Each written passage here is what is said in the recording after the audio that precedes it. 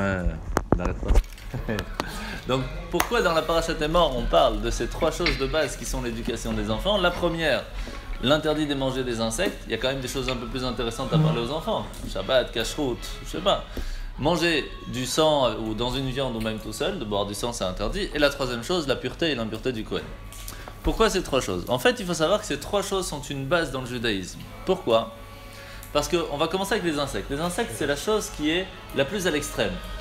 Au point où on dit que lorsqu'une personne est arrivée à un point de manger des insectes, et qu'elle pense, pas qu'elle sait que c'est interdit qu'elle en mange quand même, mais qu'elle se dit « Ouais, c'est normal, il n'y a rien de très grave là-dedans », donc c'est arrivé à un point très grave que son âme, elle est complètement cachée, complète, qu'il n'a plus aucune presque lien avec son âme, qu'il arrive à pas manger des insectes. À ce moment-là, la personne peut se dire « Ça y est, je suis foutu ». J'ai plus aucune possibilité d'avancer, d'évoluer, de grandir, de changer. Impossible. Je suis arrivé à un niveau trop bas. Eh bien, il faut savoir que lorsqu'un enfant il arrive à une pensée comme ça, même si on ne parle pas d'un insecte spécialement, mais lorsqu'un enfant il se dit « Moi je suis foutu, je suis trop nul, tout le monde me dit je suis nul, je peux plus, j'ai aucune possibilité de grandir », eh bien on lui dit « Tu sais, une des choses importantes qu'on t'apprend, c'est l'interdit de manger des insectes. » Ça veut dire que même quand on arrive là, la Torah quand même te parle à toi. Ça veut dire que tu as quand même une possibilité d'avancer. Donc ne t'inquiète pas, tu es peut-être arrivé très bas, mais c'est pareil, il n'y a rien de grave. La preuve, c'est que Hachem te parle encore. Dieu te dit, avance, tu peux avancer. Donc ça, c'est une des premières bases qu'on apprend à un enfant. Sache que ce n'est jamais trop tard. La deuxième chose qui est très importante, c'est l'histoire du sang. Des fois, on se dit que tout ce qu'on fait déjà, on peut les changer, évoluer, essayer de faire un peu mieux. Tout ce qu'on n'a pas encore fait, mais qu'on fait de temps en temps, c'est vrai qu'on peut travailler de temps en temps, on va le faire un peu mieux, des fois on va le faire, des fois on ne va pas le faire. Mais il y a des choses, oublie, c'est des choses qui sont dans nos habitudes, dans notre éducation. Jamais on peut changer, c'est tellement habituel chez nous que même pas en rêve on peut réussir à faire quelque chose. Bonjour. Bonjour. Yarbé. Ouais. Ça va? Hachem. Benetilat. Pardon? Benetilat, es-tu bien? Je m'installe avec mon collègue. Ok. Ça roule. Bonjour. Allez, à plus. Et donc, dans les habitudes, c'est tellement habituel chez nous, tellement dans l'éducation c'est ancré en nous qu'on se dit c'est impossible de changer. Eh bien, il faut savoir que manger de la viande avec du sang, ou même boire du sang,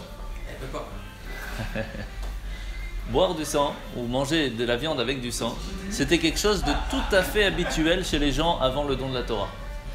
Les gens, ils n'avaient jamais pensé qu'il fallait enlever le sang. Pourquoi? Parce que l'interdit du sang, c'est venu au moment du don de la Torah, pas avant.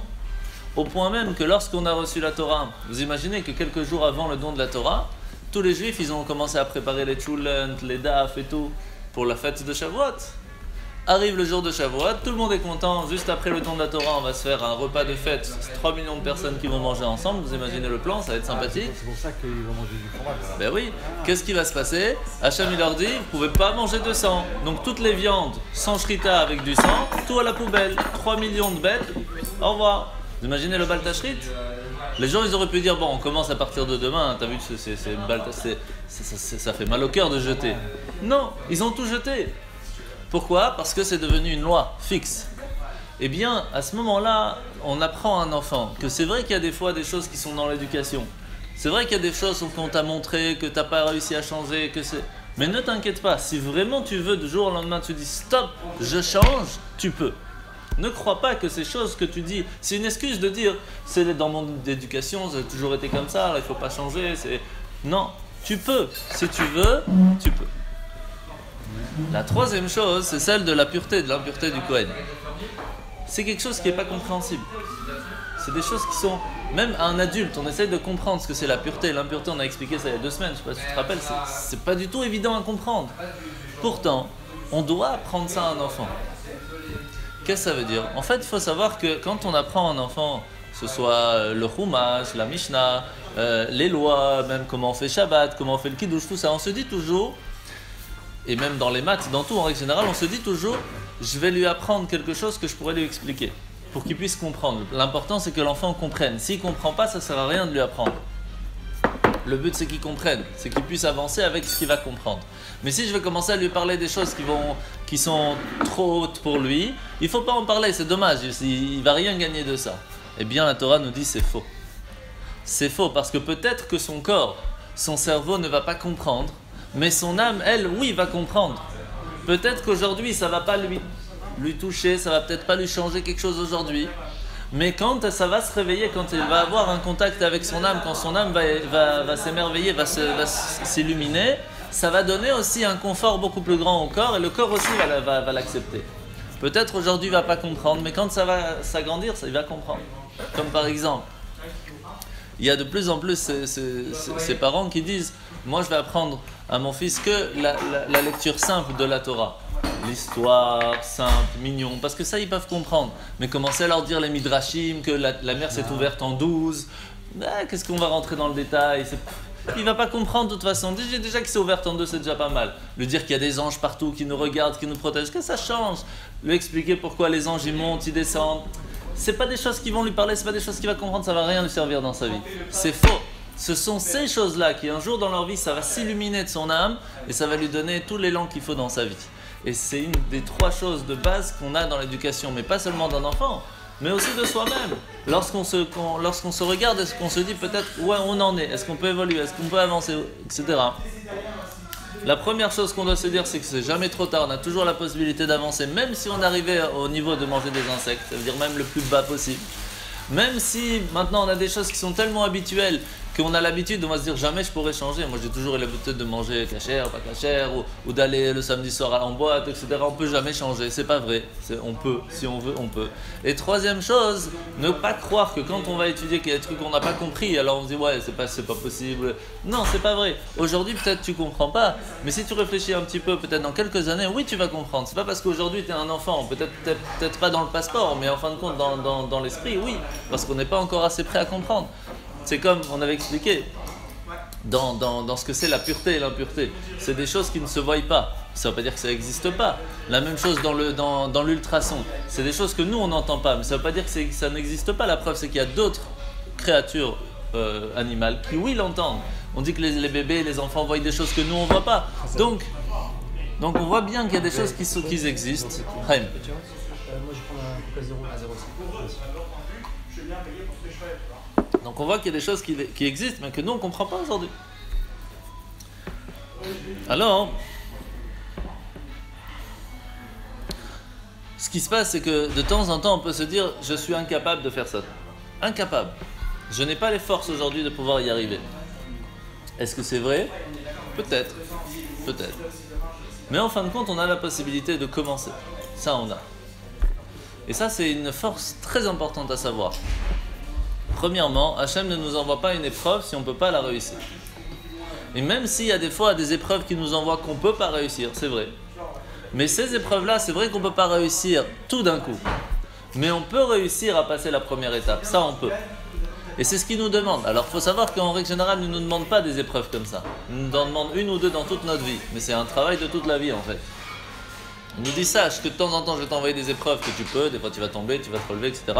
Mais dans la vie tu vas avoir un but. Donc pour avoir ce but tu vas devoir passer des épreuves. Mais pas tout d'un coup, en étapes. Lorsque tu auras passé la première, je t'enverrai la deuxième, etc. pour qu'à la fin tu puisses réussir. Mais de temps en temps on se dit c'est trop loin, le but est trop loin. Mais il ne faut pas regarder trop loin des fois, regarde déjà juste devant toi. Et lorsque tu vas commencer la première étape, tu vas pouvoir y arriver. Mais alors si c'est tellement important... Si ces 3 choses de base, c'est quand même la base de toute la Torah, pourquoi on n'en parle pas directement dans Bereshit? Pourquoi on doit attendre jusqu'à après le don de la Torah, et après le don de la Torah on parle de Mishpatim, et puis après on parle de tellement de choses avant d'arriver à... C'est quand même une base de toute l'éducation. Quand on commence l'éducation d'un enfant, c'est par quel paracha on commence? Non. Quel paracha on commence? La première paracha qu'on apprend à un enfant? Avant de commencer Bereshit, on commence un petit passage. Vaikra. C'est Vaikra. Ah, c'est pour Vaikra. Et j'ai fait une petite carafe de coca comme ça. Carrément. Tranquille. La classe, hein? Ça dit, on peut pas. J'ai vu ça. T'as vu comment il... Donc, pourquoi c'est pas directement? La première chose qu'on apprend à un enfant, c'est parachat Vaikra. Pourquoi? Parce que dans Vaikra, on parle des sacrifices. Une base à un enfant, il doit savoir que s'il veut réussir, il faut donner des efforts. Il y a un sacrifice à faire pour recevoir quelque chose. Ça, c'est la première chose qu'on apprend à un enfant. Après, on commence avec Bereshit, on commence avec le début, etc. Mais pourquoi tout début, on lui dit pas, voilà, il y a 3 choses. Sache que tu auras toujours une possibilité de te rattraper.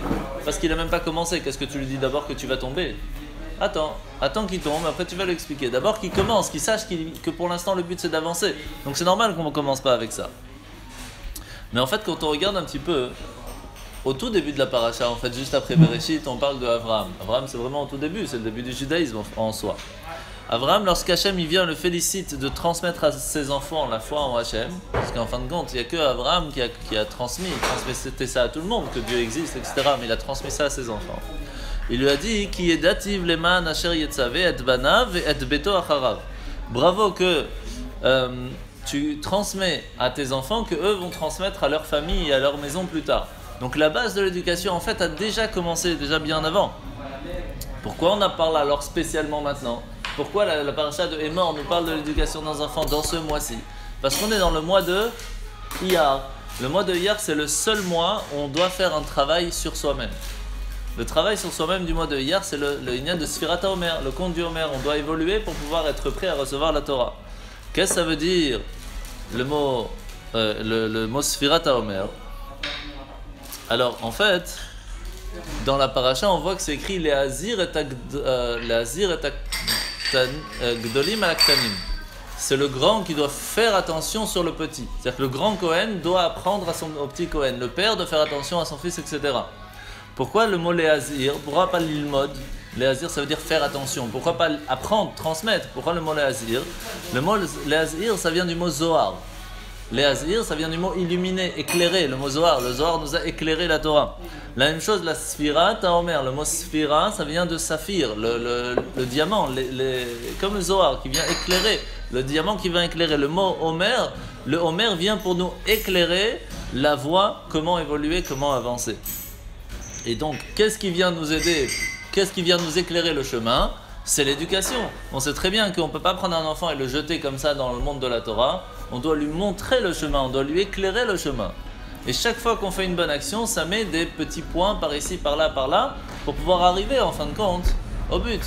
Oh Shlomo! Bon, ça va? Ça va bien? Shlomo, tu as une longue vie, je te jure, Shlomo. Ah, tu as vraiment une longue vie. comment tu vas? Très Ça va? Je parlais de toi. Je parlais de toi. Il est en bien, j'espère. En bien, toujours. Comment on pourrait dire du mal de toi? Ah là là là là. Oh, Rachel. Mais tu sais, je vais te dire une chose. Ce matin, j'ai étudié Ilchot la Shonara dans la Gemara Rachim. Alors, ils disent une chose qui est importante, que tu ne dois pas dire du bien d'une personne. Aussi. Pourquoi? Parce que quand Parce que tu l'autre- torches bas, non, quand tu mets du bien tu d'une commences un personne, truc, après après- on amène du mal. Tu torches, ouais, tu viens, Tu m'as fait peur. oui, il est bien ce type-là, il est celui, il est cela, il est cela. Mais Oui, mais tu sais, j'ai vu un... c'est vrai. Bon Faut faire appétit, attention. profitez bien. Ça me fait plaisir de vous On fait voir. un sur paracha si vous voulez. Non. On parle de la paracha si vous voulez. Ah, de quel paracha? Et mort, Est mort. Ah, alors ça va. si ça vous intéresse. Achemot Kedoshim est mort. Voilà. Calme-toi.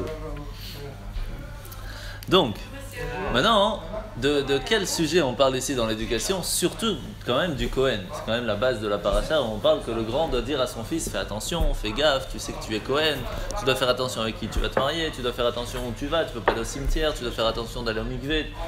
Le Kohen, c'est une grosse histoire.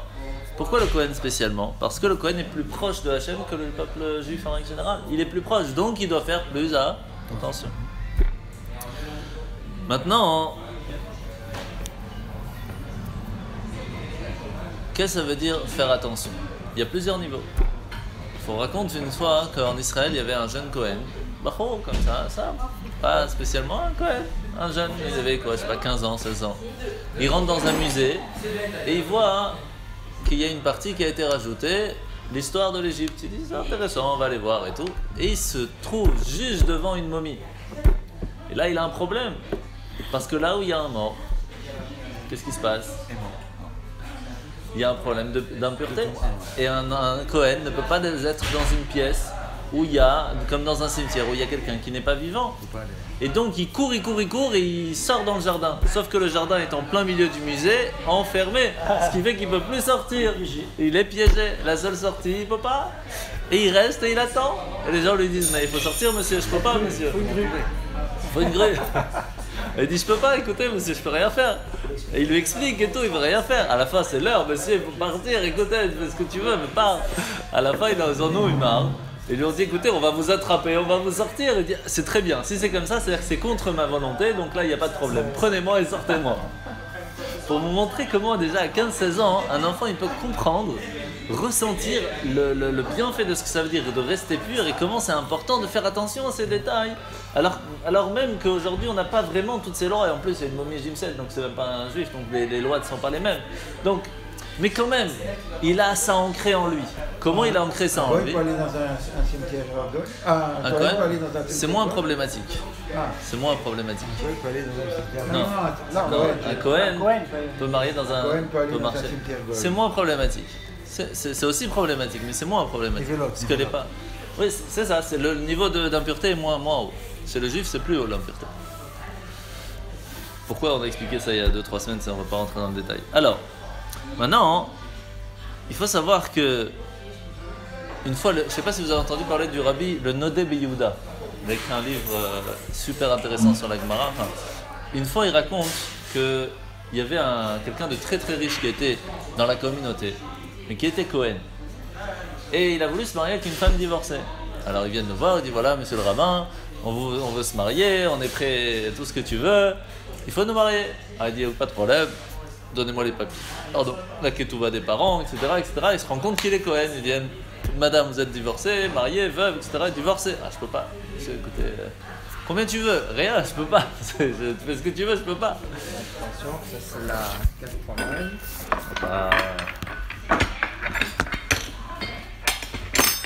C'est VIP, hein?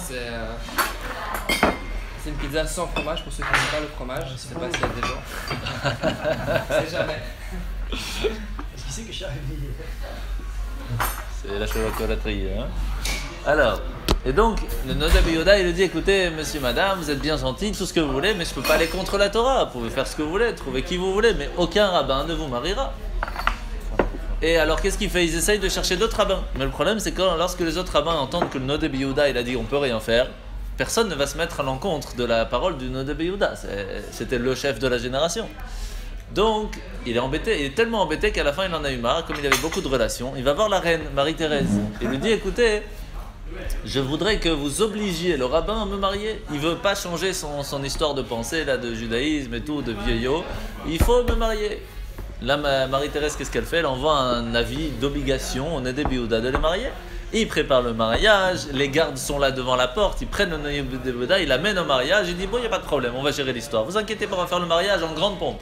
Tu vois pas que tous les invités ils viennent, alors plein de rabbins ils viennent pour voir qu'est-ce qui se passe et tout, c'est le mariage commence et tout. Et elle fait le tour cette fois autour de... Vraiment, dans les règles et tout ce que tu veux. Et donc le mariage commence, et il commence, il fait le discours, etc. Et quand il fait... il lui dit voilà, maintenant tu vas donner la bague à la femme. Il dit ok, très très bien. Il dit allez-y, mettez la bague et tu répètes avec moi. Aré, hâte. Aré, hâte. Mekudeshet. Kedat. Marie-Thérèse. Marie-Thérèse. Donc qu'est-ce qu'il lui dit? Il lui dit que je prends sur moi de me marier avec toi, comme la loi, à la place de dire comme la loi de Moshe et d'Israël, comme la loi de Marie-Thérèse. C'est piquant et tabasco. Et là, il peut rien dire. L'autre, il peut rien dire. Et tout le monde se moque de lui parce qu'il peut rien dire en plus. Parce qu'il a fait exactement ce que Marie-Thérèse lui a demandé. Et donc, le mariage ne valait rien. Donc ça, c'est un petit peu ce que ça veut dire, la force et la qualité de ce que ça veut dire un Cohen. Comment est-ce qu'un Cohen, lorsqu'il est pur, il a une importance et doit faire attention à ce qu'il fait beaucoup plus que les autres personnes. Maintenant, ce qu'on doit essayer de comprendre, Dis-moi, un Cohen, Ouais. un Cohen qui ne respecte pas la loi, Alors ça il est dépend. dégradé ou il est Alors oui, excommunié? non, pas excommunié. Il devient Israël ou Mais oui, Lévi ou... il y a des cas où s'il se marie avec une divorcée par exemple, lui et ses enfants ne sont plus Cohen. Mais ils sont Ils sont Israël, mais ils sont plus Cohen. C'est ça. Ils sont Ah plus oui, Cohen, mais... Israël, oui, il n'y a pas de problème. Mais il perd sa qualité de Cohen. Ce qui est dommage. Alors maintenant, ce que nous on doit essayer de comprendre, c'est le message qu'il y a dans cette histoire. Pourquoi c'est tellement important pour nous de comprendre et de vivre l'histoire du Cohen? Est-ce que nous, ça nous change quelque chose? Hein? Logiquement, par rapport à avant, oui, seul le Cohen avait... Oui, mais nous aujourd'hui, on n'est pas Cohen. Allez, ouais, Nous à cette table. Enfin, je sais pas, il y a quelqu'un de Cohen ici? Non. Bah alors, pourquoi ça nous change? Qu'est-ce que ça nous change à nous de savoir l'histoire du Cohen? Pas Cohen de toute façon. Et une grande base de l'éducation est basée sur cette paracha. Et on parle que du Cohen. Parle au Cohen, après parle pour nous. En fait, il faut savoir qu'on a à l'intérieur de nous une partie Cohen et une partie Israël et une partie même encore pire. Qu'est-ce que ça veut dire? On a en nous, à l'intérieur de nous, une partie Cohen personnelle. Ça, c'est notre âme spirituelle. Et on a aussi une partie qui n'est pas spécialement on est le top Kohen top. Gadol de nous-mêmes.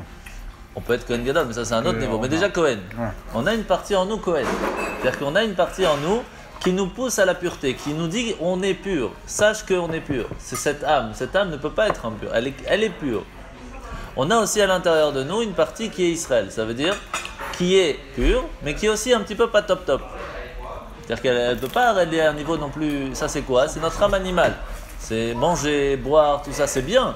Mais ça dépend comment tu le fais. Alors si tu le fais comme un animal, à ce moment-là, c'est même Israël, il y a un problème. Mais tu peux devenir Israël, c'est-à-dire manger avec une idée derrière. En faisant la bracha, quand tu manges, tu sais que tu ne manges pas parce que tu as faim, mais parce que tu vas aller après prendre ses forces pour faire des choses. Donc c'est pas comme un animal, c'est comme un homme, comme un humain. Et après tu peux même encore mieux comme un juif. Ça veut dire vraiment avec une idée spirituelle dans chaque chose que tu fais au jour le jour. Mais il y a une partie Cohen, une partie que chaque chose que tu fais, tu le vis avec Dieu. Cette partie-là, on doit toujours courir à faire attention qu'elle ne soit jamais souillée. Jamais, jamais, jamais. Et ça, c'est un message pour nous-mêmes. La même chose qu'on dit à un enfant, on dit à un enfant, sache que tu es dans une famille maintenant qui te permet de savoir et de vivre ton judaïsme. Ce judaïsme doit être pur. Fais attention à ne pas dire des gros mots. Fais attention de jamais t'asseoir sur la chaise de ton papa. Quand ton papa y rentre, tu dois faire attention à lui dire bonjour. La même chose pour ta maman, tu dois avoir un respect. La même chose pour les grands-parents, la même chose pour les personnes âgées. Quand tu vas manger, tu dois faire une bénédiction. Quand tu vas aux toilettes, après tu te laves les mains. Tu te lèves le matin, tu dois dire Modéani. Il y a une pureté en toi en tant que personne qui fait que tu dois faire attention à cette pureté. Ça, c'est notre Cohen personnel. C'est marqué dans la Torah, c'est Cohen qu'un enfant ne peut pas s'asseoir à la place de son père. Ah oui, bien sûr. La même chose qu'il ne peut pas l'appeler par son prénom, par exemple. On doit dire papa ou maman, mais on peut pas l'appeler par son prénom. Ce sont un minimum de respect qu'un enfant doit avoir envers ses parents. Quand son père est en train de parler avec quelqu'un à table, normalement il ne peut même pas l'interrompre. Bien sûr. Et même s'il a tort, il ne peut pas le contredire premièrement devant tout le monde. Et même s'il lui dit après en catimini, il doit lui dire papa, je crois que j'ai vu comme ça. Est-ce que tu as déjà vu ça? Sans lui dire que ça va à l'encontre de ses paroles. Ah ouais, on doit avoir un respect. Donc, mais bon, aujourd'hui, les enfants. Ça, c'est la chutzpah d'aujourd'hui. Ouais. Oh. Oh. Ouh là là là là là. Ouh là là là là là là là là là. Je vois la même tête que ma femme. Bien. Sandra, ça va? Moi, je suis Ça va, Sandra? Ça va bien? Asseyez-vous. Ouais, exactement. Alors maintenant, on va passer du côté d'Hachem. Ça veut dire, c'est connu que tout ce que Hachem il nous demande, il le fait lui-même. Par exemple, on sait que quand il nous demande des tefilines, on a vu que Moshe a vu une partie des tefilines de Dieu. Donc on sait que tout ce que Hachem il nous demande de faire, il le fait lui-même. Et une des bases de la paracha de la semaine dernière, c'était si tu veux savoir comment être saint, fais tout ce que je fais. Autant que quand Dieu il a vu que Adam et Ève étaient nus, il les a habillés. Autant si on voit quelqu'un qui n'a pas de quoi s'habiller, on doit l'aider. Autant quand Abraham il avait mal parce qu'il était malade après la circoncision, il est venu le voir. Autant on apprend que nous on doit faire Bikur Cholim, aller voir les malades. Donc en fait tout ce que Hachem il fait, on doit faire. On parle maintenant du côté d'Hachem. C'est connu que tout ce que Hachem il fait, on doit faire la même chose. D'accord? Maintenant, il y a un mine. Vous savez c'est quoi un mine? Un mine, ouais. Un mine c'est un genre de personne qui avait... Hein? Non, un mine. Mine. C'est comme on dit un apicoros ou un truc comme ça. C'est quelqu'un qui dit, moi je crois que ce qui est écrit dans la Torah, pas ce qui est écrit dans la Torah orale. Il y a plein de styles de sortes comme ça. Il y a 3-4 sortes comme ça. Chacun il a un nom différent. Il y a les apicoros, il y a les mines. Il y a plusieurs styles. Des coutumes. Des coutumes, voilà. Ils se ressemblent un petit peu. Voilà, un petit peu, c'est le même style. Alors, il y a une fois un mine qui vient voir Rabbi Abaou. Il dit à Rabbi Abaou, lorsque Hachem il a enterré Moshe, que de là on apprend que c'est important d'aller enterrer quelqu'un s'il est tout seul et que personne ne peut l'enterrer. Ouais.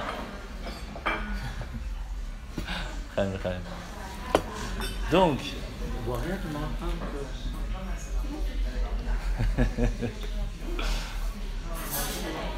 alors la question du mine à Rabbi Abaou c'est... Michael Michael. 2 assiettes.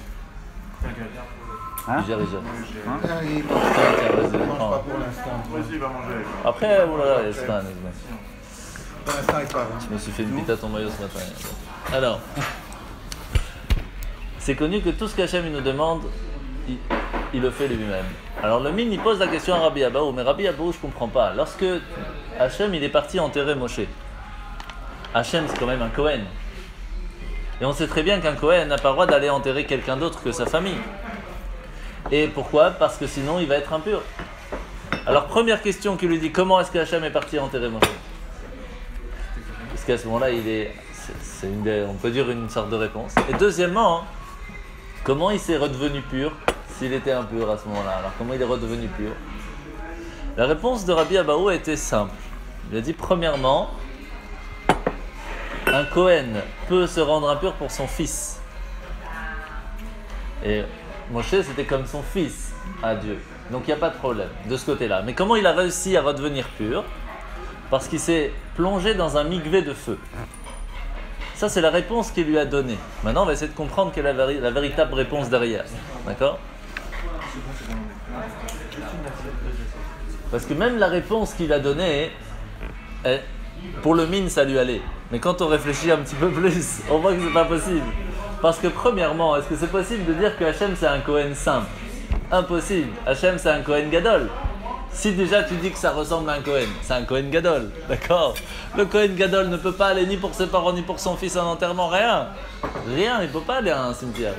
Jamais, il doit être tout le temps pur.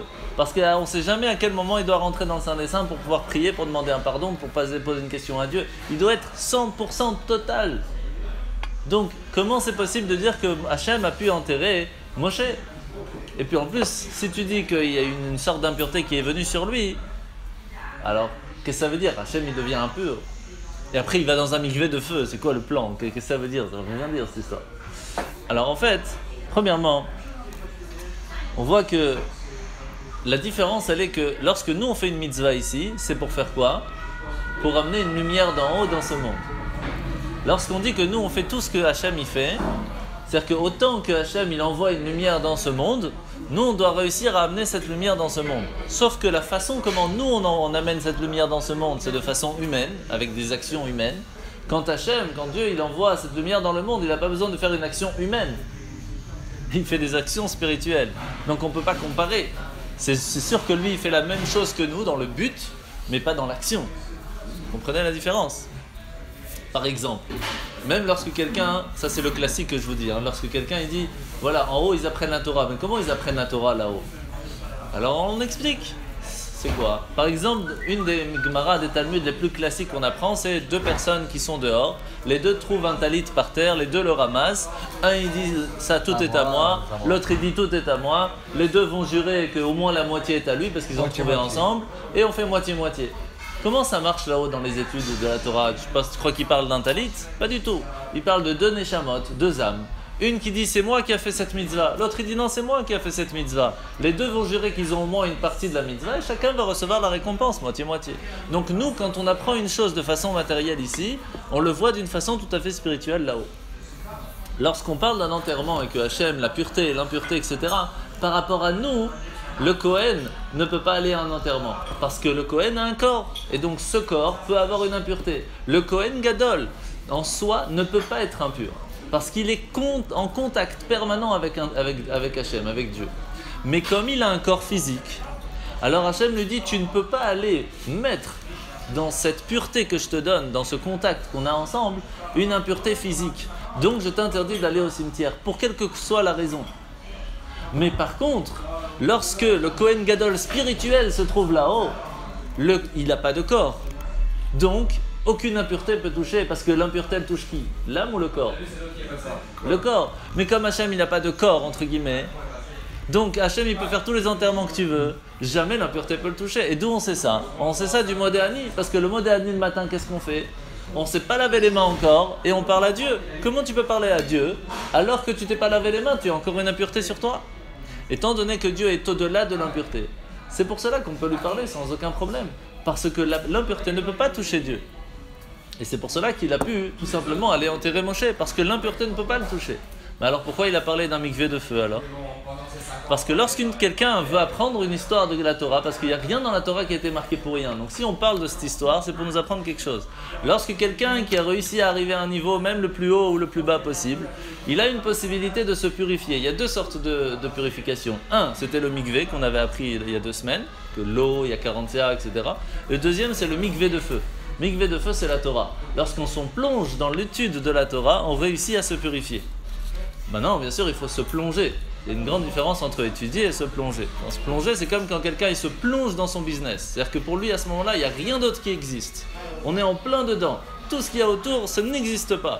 Se plonger dans l'étude de la Torah, ça permet de se purifier. Alors, peut-être qu'on ne peut pas toujours le faire toute la journée, mais si on sait que pendant 1 heure, par exemple, cette heure-là, elle est complètement pour la Torah, rien d'autre n'existe, le téléphone il est éteint, il n'y a pas de WhatsApp et rien du tout. Ou le Kohen est là. Il est pardonné alors. Il est pardonné. Parce qu'il On a est sans parlé que Cohen. de vous, monsieur Kohen. Ouais, depuis tout à l'heure. Tout à l'heure, on est sur le Kohen. Vous voulez être à la droite des grands prêtres. Cohen, venez. Vous êtes plus à l'aise ici. Hein. C'est pas grave. Ici, j'ai le portefeuille. Là-bas, il n'y a rien. Là, vous avez. Hop. Vous voulez boire quelque chose? Vous voulez boire quelque chose? Un café.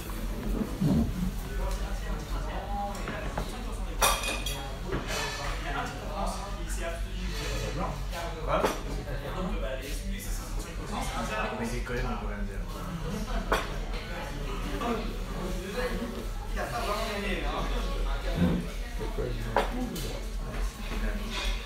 Voilà, le café arrive, monsieur Cohen. Hop. Donc, Alors, j'ai une question. Oui. Je sais qu'aujourd'hui, je pose beaucoup de questions. c'est bien, c'est le but. Tu dis qu'il y a donc la purification par le feu. Ouais. Alors, pourquoi on est contre l'incinération?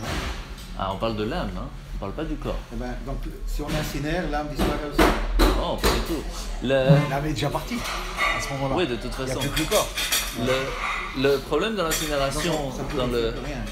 En fait, si on incinère, on purifie rien. Il y a plusieurs façons quand on dit le mikvé de feu.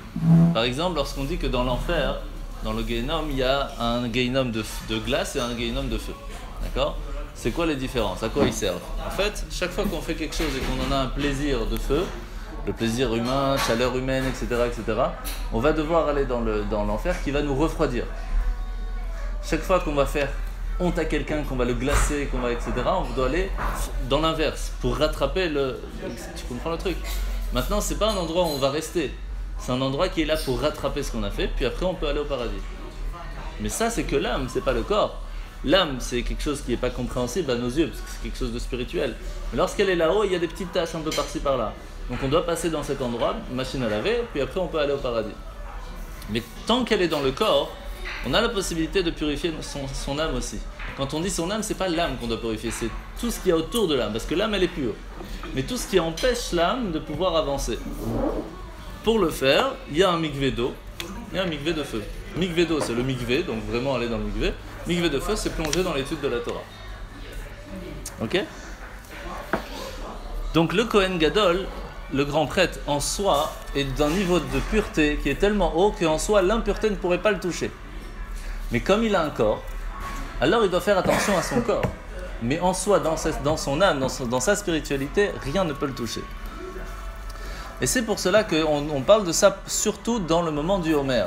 Parce que dans le moment du Homer, c'est écrit Usfartem lachem imachorat ha-Shabbat, miyom aviachem et Omer atnofa sheva Shabbatot mimotena. C'est écrit, et ça, M. Cohen, il l'aime bien parce qu'il a écrit tout un truc dessus. C'est écrit que on doit compter chacun de façon personnelle.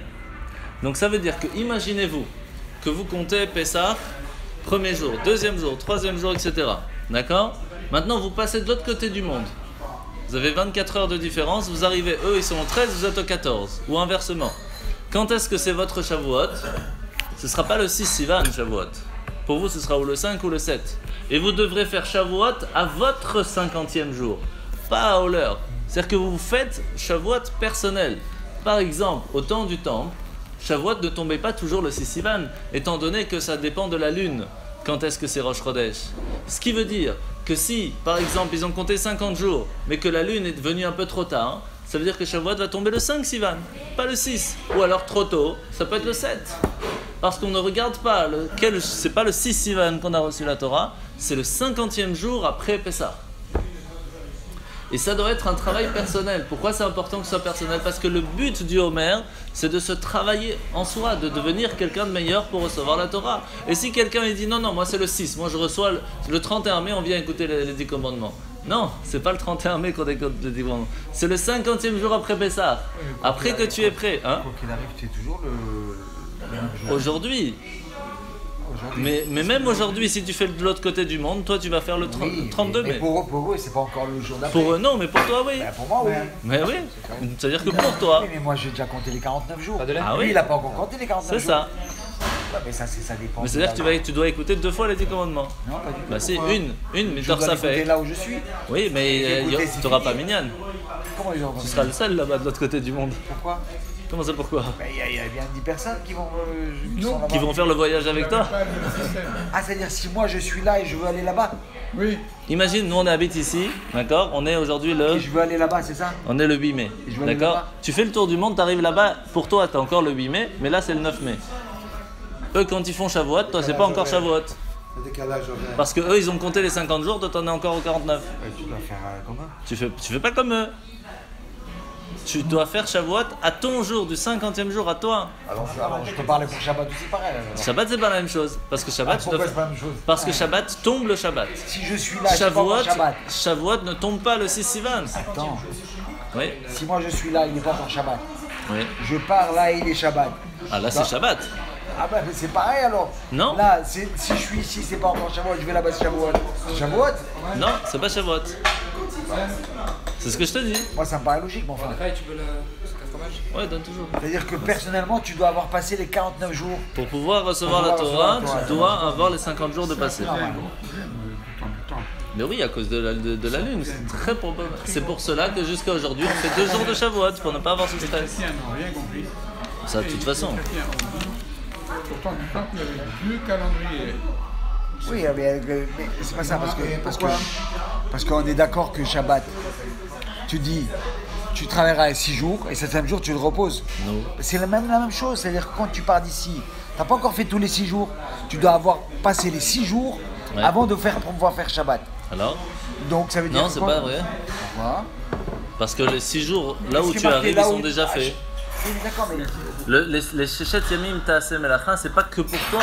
Oui, mais alors C'est ça veut pour dire le moi, monde. mais moi je les ai pas encore passés les 6 jours. Ok, mais, Donc je dois pas le faire. c'est pas 6 jours tu vas devoir travailler.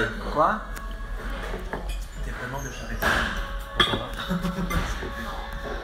Dis-moi, et pourquoi est-ce c'est que un après Kippour, Il faut savoir que le mot Moshe, donc on dit qu'on a reçu la Torah de Moshe. Pourquoi Moshe? Parce que Moshe c'est Machloket, Shammai et Hillel. Tout le temps en Machloket.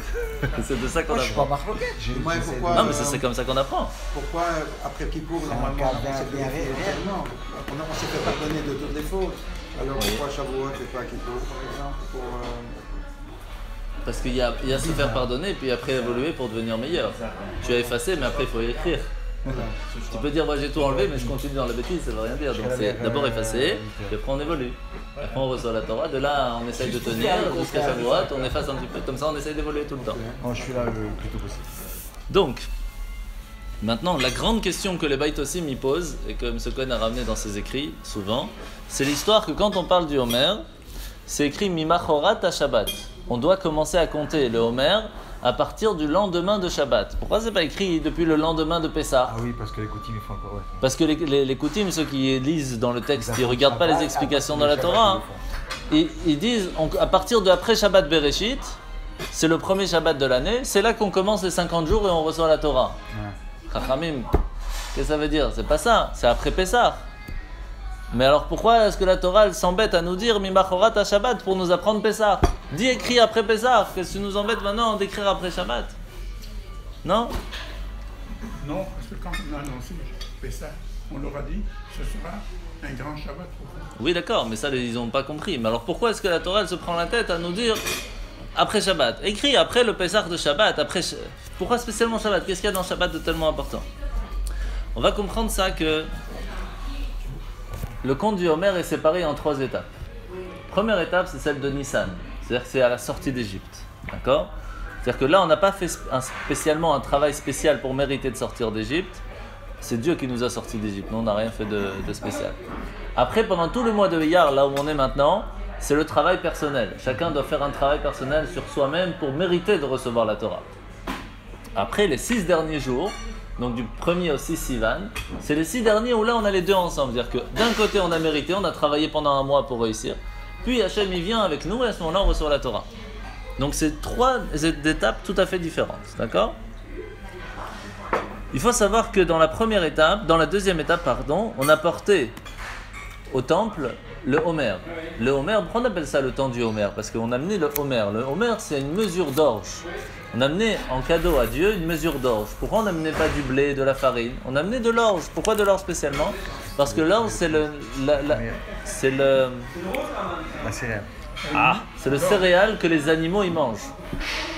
Le blé, c'est le premier qui poussait. Oui d'accord, mais c'est quand même celui des animaux. Oui, mais pourquoi spécialement l'orge? Parce que c'est la céréale des animaux. Ce que les animaux ils mangent c'est l'orge. Alors que ce que l'humain il mange en règle générale c'est plus le blé. Pourquoi pendant le Homer on a amené de l'orge?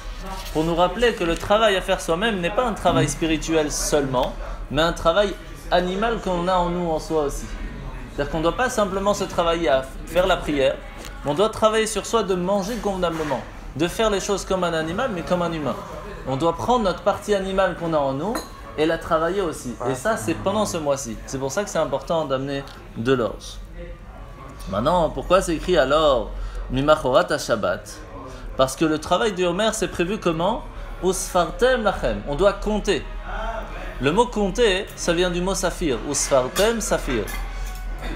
Cette lumière, cette illumination, cet éclairage qu'il y a dans le conte du Homer de chaque jour, il est à partir de Mimachorat à Shabbat, après qu'il y a déjà eu le Shabbat. Ça veut dire, vous savez que dans 6 jours de la semaine, Dieu se dévoile à nous d'une certaine façon. Shabbat, d'une façon tout à fait différente, beaucoup plus grande.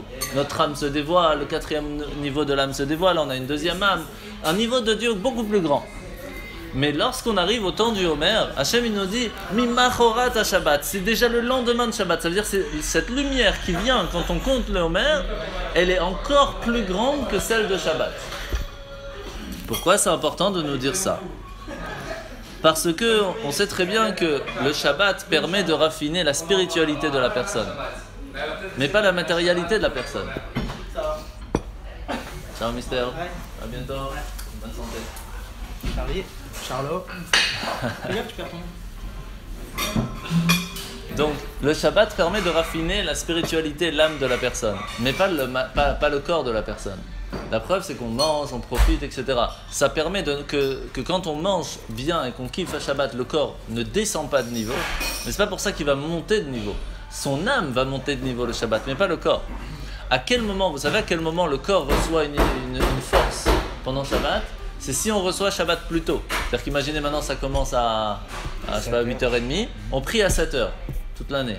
Quand on prie à 7h, depuis 7h jusqu'à 8h30, 7h30 ici, on gagne 1h30 de force et de bénédiction et d'illumination dans son corps et dans sa parnassa. Oui. C'est là où on gagne. Tout ce qui vient pendant Shabbat, c'est que le spirituel qui gagne, pas le matériel. Avancer et pas retarder. On peut avancer, on peut garder un peu plus après, mais on ne peut pas retarder. Ça, c'est de toute façon.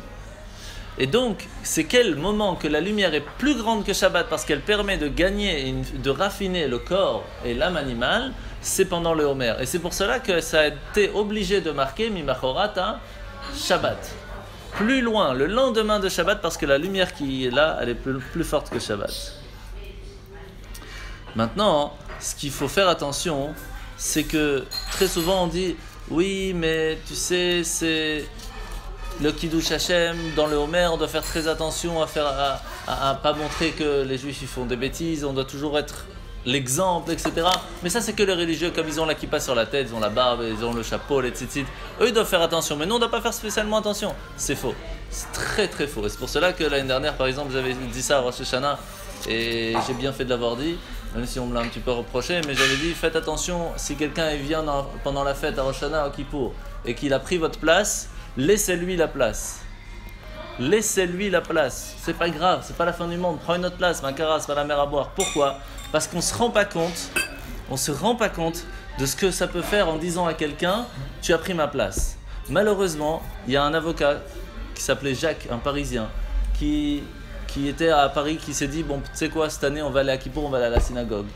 C'était il y a quelques années. Il est parti, il s'est assis, il savait pas lire rien du tout, il prend un livre, il essaye de faire semblant comme tout le monde. Et il y a quelqu'un qui lui dit écoutez monsieur, c'est ma place, s'il vous plaît. Qu'est-ce qu'il a fait ? Il s'est levé, il est parti dans un resto, il a mangé sans regret. Sans regret. Il dit qu'est-ce que ça veut dire ? Je vais dans une synagogue, on me dit ah, c'est ma place. C'est peut-être exagéré, mais en tout cas c'est ce qui se passe. Et tu te rends pas compte. Oui, ça pourrait, ça, c'est le pire. Non, mais ça. lui ne se rend pas compte de ce qu'il a fait. Bien sûr qu'il ne se rend pas compte, mais le problème c'est que c'est à cause de qui ça ? À cause de C'est-à-dire- l'exercice. Non, C'est ça, celui- là. Tu bah viens ouais. dans un local qui est habité, tu demandes, quand tu vas chez quelqu'un, Oui, non, mais- Je suis d'accord avec vous, monsieur Cohen. Oui. Il faut toujours être à la même place pour prier pour que les bénédictions arrivent. Quand même. Ça, c'est vrai aussi. Eh ben, je vais te raconter une histoire que j'ai écoutée hier. D'accord. non, non, non, pas d'accord. Je vais, alors, regardez, monsieur Cohen. Pas avec les Cohen, mais avec On va finir avec ça. Je vais vous raconter ce qui s'est passé. J'ai lu ça Shabbat, une vieille histoire de Eliyahu Hanavi. Une fois, il y a le fils de je crois, Chafetz Chaim, je suis pas sûr, qui a demandé à son père je veux avoir le mérite de voir Eliyahu Hanavi. Il lui a dit il n'y a pas de problème. Pendant 40 jours, 40 minutes, tu vas étudier, etc., en jeûnant, en faisant attention, etc. Après ça, tu viens me voir. Et il a essayé, au début, il n'a pas réussi, etc. Bon, en fin de compte, il réussit. À la fin du 40e jour, il dit à son père, voilà, j'ai réussi, qu'est-ce que je fais maintenant ? Il lui dit, voilà, tu vas aller à la synagogue ce soir, toute la nuit, tu vas rester là-bas, tu vas étudier, tu fais attention d'être seul. Surtout, sois le seul pour qu'il puisse venir te voir, parce qu'il ne peut pas venir s'il y a quelqu'un d'autre à côté. Pas de problème, ok, il arrive à la synagogue, il dit à tout le monde, allez, allez, allez, ça y est, c'est fini, c'est l'heure, il est minuit, hop, hop, hop, tout le monde sort, il ferme les portes à clé, il dit, ça y est, j'attends, il commence à étudier et tout, il entend, tac, tac, tac, tac, tac, il va ouvrir la porte, il dit, qu'est-ce qui se passe ? Il dit, j'ai froid, laissez-moi rentrer, je suis un paysan, je sais pas quoi faire, j'ai froid, laissez-moi rentrer, c'est le seul endroit dans la synagogue en général qui reste ouvert toute la nuit quand quelqu'un veut, laissez-moi Il n'a rentrer. rien compris. Et il dit non, je peux pas écouter ce soir, c'est pas possible. Il y a une auberge, tenez, je vous donne un peu de sous, allez-y là-bas s'il vous plaît. Mais non, rien du tout. Il laisse pas rentrer. Et il retape une deuxième fois, troisième fois, Mais il donne l'argent. rien. Non, m'chanais. Et il ferme.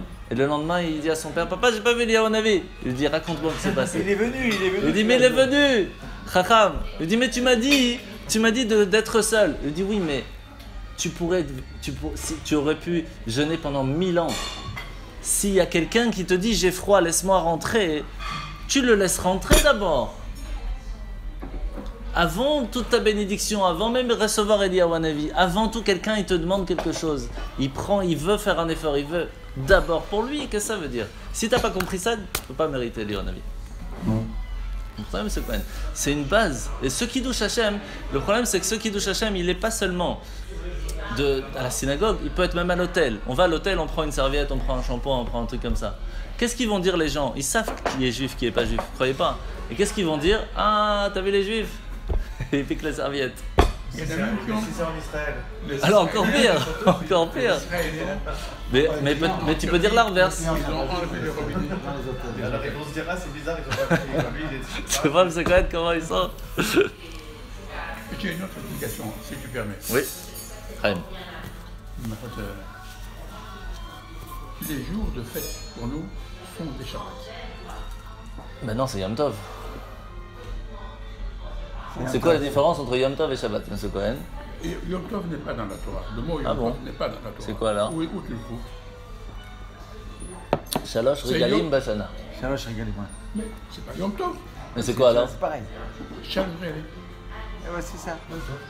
3 cérémonies, 3 pèlerinages. Pèlerinage, ouais. Ces pèlerinages doivent être comme Shabbat, sauf deux différences. Tu sais, quand On tu a le droit dis de porter. Chag, excuse-moi si je me permets. Chag, oui. Quand tu dis Chag, toi qui parles un peu l'arabe, c'est Hajj. On doit faire un pèlerinage. Et c'est ça la fête en fait. Je vais même plus loin, si le rabbin me permet. Mais il permet toujours. Non, non. Pas toujours. Non, parce qu'il est pressé, Il est pressé. Mais le mot Moed, c'est un mot qu'on trouve en arabe. Exactement. L'Aïd. On est Ashkenaz, ici, il est Ashkenaz. C'est pas Ashkenaz, Marc Shalom. Chaz de Shalom. Non mais il a voulu te rendre Ashkenaz. Je sais. T'es pas Ashkenaz? Mon père est français et ma mère est algérienne. Donc un petit Tu mix. écris l'arabe. Un petit peu. Moed. Mais les Lubavitch, c'est pas Ashkenaz. Voilà.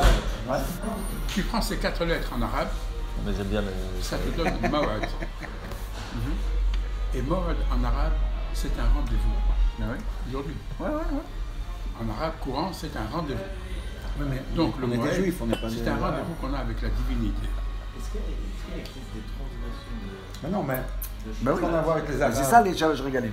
Oui, On mais a il rendez-vous avec la n'y a pas divinité. le mot Moed. Ça veut dire. On n'a rien à voir avec les Tu dois Arabes. arriver chez toi et tu dois Tu dis Shalom Regalim. mettre un Tu badge. le vois pas là, mais tu le vois dans la Gemara. Non.